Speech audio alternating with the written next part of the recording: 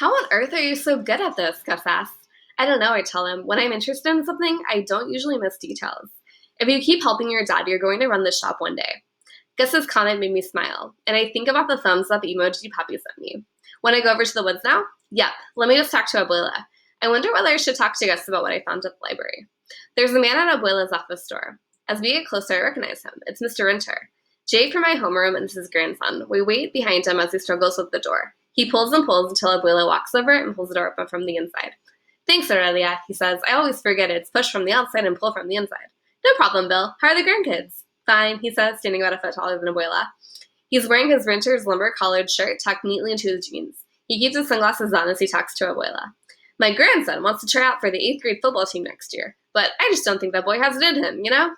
He'll put on some weight and grow over the summer, Abuela says. Boys grow between 14 and 16, and his grandbrother is tall, eh? Mr. Winter puts his hand lightly on Abuela's shoulder. Yeah, that's true, he says, turning to me, walking over. How are you doing there, Amy Rose? Fine, thank you, Mr. Winter, I say. School going well? Yes. Mr. Winter turns to Abuela and pays his tune at Bill. He walks over to his truck, pops the hood, and inspects the work. Mr. Winter has been coming to our wheelie shop for years, but he always struck me as someone who preferred to get his oil changes somewhere else if we weren't so conveniently located by his lumber business.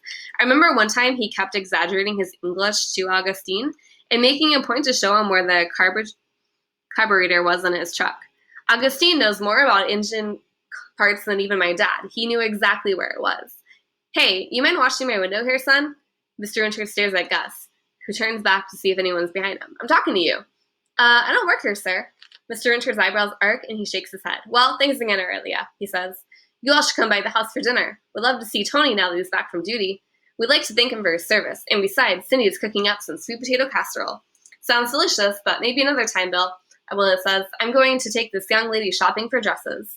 Okay, Mr. Winter replies. You have fun shopping with your Nana, Amy Rose. Thank you, I say.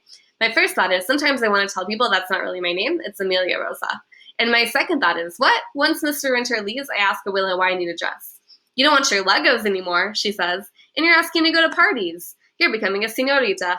Abuela, I start. I am not becoming a señorita. You're getting the wrong idea. Nonsense. Your quinceañera will be here before we know it. What? Abuela, that's like 3 years away.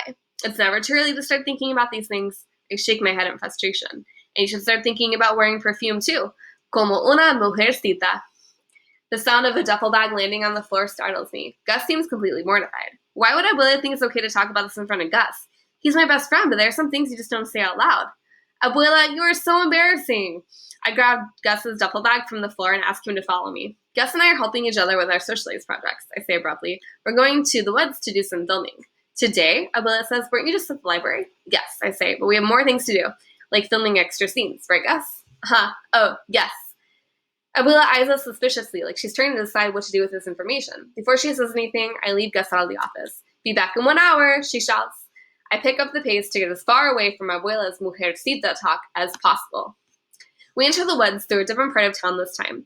The light of the afternoon reflects off the tree branches and bounces off the rocks and patches of earth all around the woods.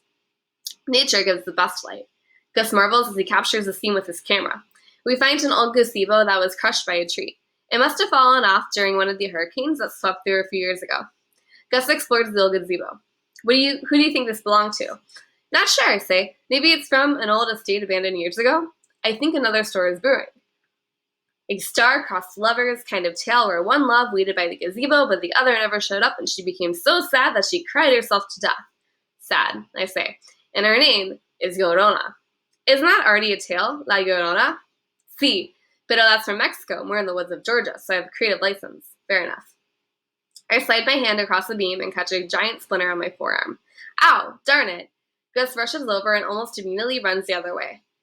Jesucristo! Tita tells me not to use the Lord's name in vain, but that looks so painful. Ouch! Hang on. I draw my backpack and focus on my forearm. Amelia, we should go back. That could get super infected if you don't. Dios mío, Amelia! I pinch the splinter with my pointer finger and thumb and rip the giant sucker out of my arm. Gus almost faints. You okay, I ask? Sí, he says, but I would have gone to the hospital. Not for the splinter, silly. It doesn't hurt that bad anymore. Por favor, let's change the subject before I puke. Alright, so we're going to do a stop and jot. What do you think of Mr. Winter? What kind of person does he seem to be?